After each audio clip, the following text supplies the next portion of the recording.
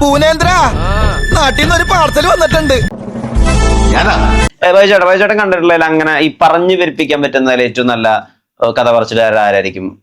ആഹാ കലക്കി അനാക്കൊണ്ടനെ കണ്ണിൽ അന്നൽ അവലുസ്പൊടി വാരിയിട്ടത്. ഇപ്പൊ മനോജ് കെ ജയൻ, ജയറാം. അതെന്തിനാടാ പന്നി ഇപ്പൊ പറഞ്ഞതല്ല, പിന്നീട് പറയാൻ അവസരം കിട്ടിയില്ലെങ്കിൽ. ഈ ജയറാമേണ്ട ഒരു ഏരിയ ആയിട്ട് എന്താ ഫീൽ ചെയ്തായിട്ടുള്ളത്? ഊത് അടുപ്പിൽ ഊതനവന്റെ ആസ്ത്രത്തിൽ തന്നെ ഊത്, ഒറ്റെണ്ണം നേരെയാവില്ല. എല്ലാവരും അനുഭവത്തിൽ നിന്ന് പഠിച്ചോളും. നമ്മളിപ്പോ ഒരു സ്ഥലത്ത് ഒരു 1000 പേരുണ്ടെങ്കിൽ പുള്ളി പറയും 10,000 പേരുണ്ടായിരുന്നു. അങ്ങനെ പറയുള്ളൂ. എല്ലാം ഇച്ചിരി പൊലിപ്പിച്ചേ പറയുള്ളൂ. എന്ത് ചെയ്യാനാടാ, ഞാൻ ഇങ്ങനൊരു ദുരന്തനായി പോയി. പിന്നെ ഈയിടെയായിട്ട് പുള്ളി ഇച്ചിരി കളിയാക്കുന്നുണ്ടോ ആൾക്കാർ? അത് കാണുമ്പോൾ ഒരു വിഷമം എളിമ ഓടിപ്പോയത്. അതെന്റെ മാസ്റ്റർ പീസാണ്, അതിൽ കൈവെക്കാൻ ആരെയും അനുവദിക്കില്ല. ചേട്ടാ എളിമ കാണിച്ചാലും കുഴപ്പമാണ്. ഇപ്പൊ കുഴപ്പമൊന്നുമില്ലെങ്കിൽ അതെ, അല്ലെങ്കിൽ അല്ല. ഇച്ചിരി എളിമ കൂടിയപ്പോഴത്തേക്ക് അതിനെ ട്രോളി കൊല്ലാണ്. ഒരാഴ്ച കൊണ്ട് ഞാൻ എത്രത്തോളം വളർന്നുവെന്ന് എനിക്ക് പോലും അറിയില്ല. ഒരേ ഒരു തെറ്റേ ഞാൻ ചെയ്തിട്ടുള്ളൂ. മറ്റേത് പറയും ഇവൻ എളിമ എന്റെ ആകാരിയാണെന്ന്.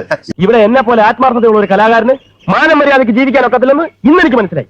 അതോടെ പ്രശ്നം തീർന്നെന്നാ കരുതിയത്? ഇല്ല, പക്ഷെ ശകലം കുറച്ചാ നല്ലത്. എന്നെ തേച്ചതാണല്ലേ? മലയാളി ഇത്രയും വേണ്ട. സന്തോഷായി, നല്ല സന്തോഷായി. തമിഴിലൊക്കെ എന്തോ കേട്ടോടാ രാവുണ്ണി.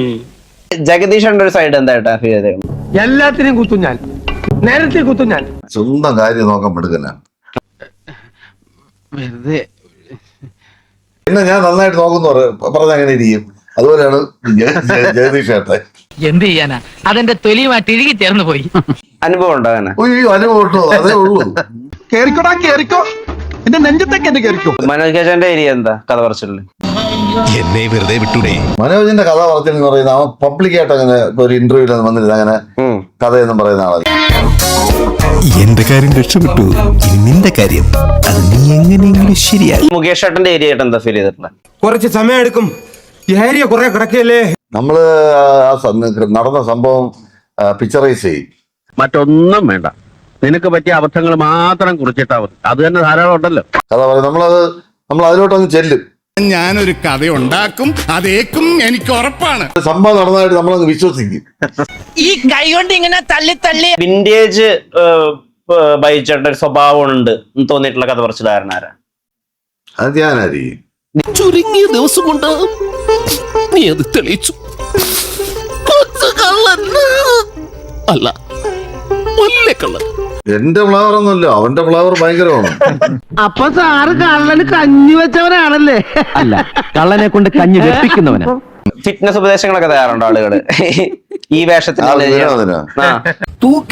6 മണിക്ക് ശേഷം ഭക്ഷണം കഴിക്കരുത്, 4 ലിറ്റർ വെള്ളം കുടിക്കണം, 10,000 സ്റ്റെപ്പ് നടക്കണം. അതൊക്കെ ചുമ്മാ പറയുന്നത്. നിങ്ങൾ ഉദ്ദേശിക്കുന്ന ആൾ ഞാനില്ല. വിനോദനെ കണ്ടാ തോന്നുന്നുണ്ടോ? കണ്ണീര് തുടച്ചിട്ട് പറ, കുറച്ചുകൂടി വിശ്വസിക്കാൻ തോന്നുന്നു. ആരെങ്കിലും ഇന്നൊരു വിറ്റ്നസ് ഉപദേശം കൊടുത്തിട്ടുണ്ടോ? നാറ്റിക്കരുത്, പബ്ലിക്കിന് പേരുണ്ടാവില്ല. ഞാൻ അഥവാ കൊടുത്താൽ തന്നെ ചെയ്യുമെന്ന് തോന്നുന്നു. തോക്കെടുക്കട്ടെ? വേണ്ട, നീ പോയി കുടിക്കാൻ സൂപ്പെടുക്ക.